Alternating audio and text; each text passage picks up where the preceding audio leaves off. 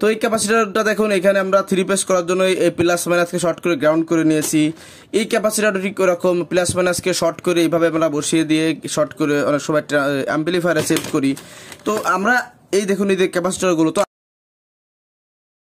বন্ধুরা কেমন আছেন সবাই? আশা করি সবাই খুব ভালো আছেন। আজকে আমি আপনাদের একটি ইন্টারেস্টিং ভিডিও দেখাবো, যে ভিডিওটায় আপনারা অনেক অবশ্যই উপকৃত হবেন এবং আপনাদের বাড়তি আর সার্কিট কিনা লাগবে না যদি প্রয়োজন একান্তই না হয়। তো বন্ধুরা আজকে আমি আপনাদের করে দেখাবো এই যে বোর্ডগুলি দেখতেছেন, এই যে অনেকগুলি পুরাতন ইলেকট্রিক বোর্ড, এগুলো আমার দোকানেই ফেলানো ছিল। তো আজকে আমি যে কাজটি করবো, আমি এই সাইডের সমস্ত পার্টস এবং এই সাইডের সমস্ত প্রিন্ট এগুলো উঠিয়ে ফেলে আমি একটা জাস্ট প্লেন শুধু বোর্ড বানাবো, যেটাতে আমি আমার নিজের মতো করে ডাইস করে বিভিন্ন পার্টস আমি এতে একটা পার্টস গেঁথে আমি একটা সার্কিট তৈরি করতে পারবো।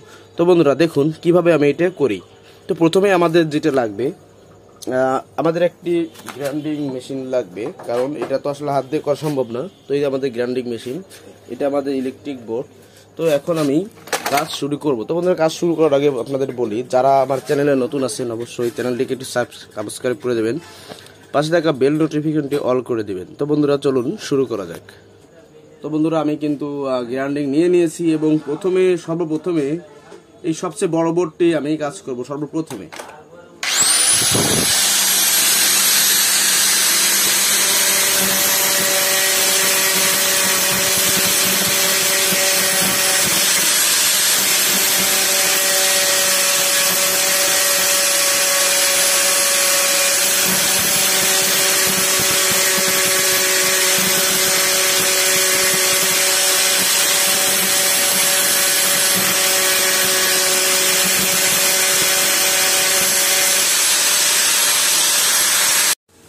তো বন্ধুরা দেখুন আমি কিন্তু অনেক সুন্দর করে এই পাশটা কিন্তু ঘষে নিয়েছি।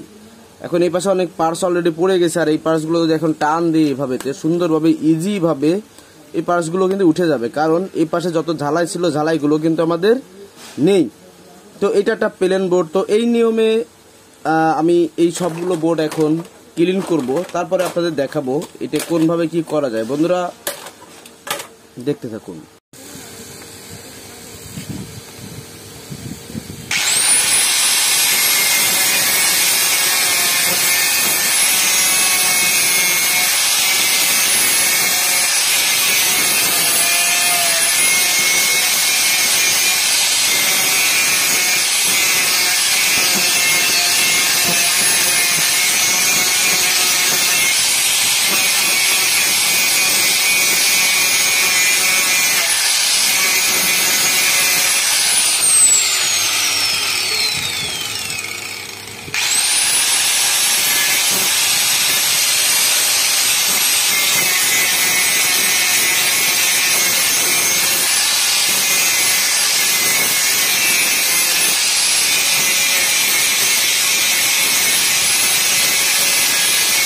তো বন্ধুরা আমাদের কিন্তু আসলে সার্কিটগুলো ঘষে নেওয়া হয়ে গেছে, আমরা ঘষে নিয়েছি। আসলে এইগুলো আমরা কই থেকে পেলাম, কিভাবে পেলাম আপনারা কিন্তু দেখছেন।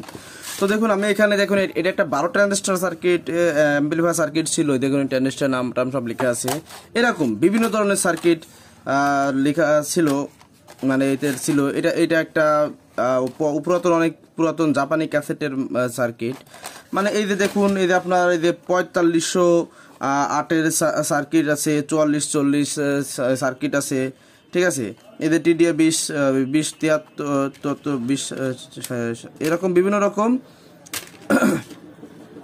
কিন্তু সার্কিটের এখানে একটা দেখুন 44-40-এর একটা সার্কিট, ঠিক আছে। এই যে বেস ট্রিবেলের সার্কিট, এটা ট্রানজিস্টর সার্কিট ছিল। তো এইগুলো থেকে আমরা কিন্তু পার্টসগুলো কেটে নিয়ে এরকম প্লেন বোর্ড বানিয়ে নিয়েছি বা ব্যারো বোর্ড বানিয়ে নিয়েছি। অনেক সময় কিন্তু প্রয়োজনের খাতিরে এগুলো আমাদের কিনতে হয়, শুধু বোর্ড কিনতে হয়। তো এটা কাজ এবার আমরা আপনাদের বলি এটাতে আমরা আসলে কি কাজ করতে পারি।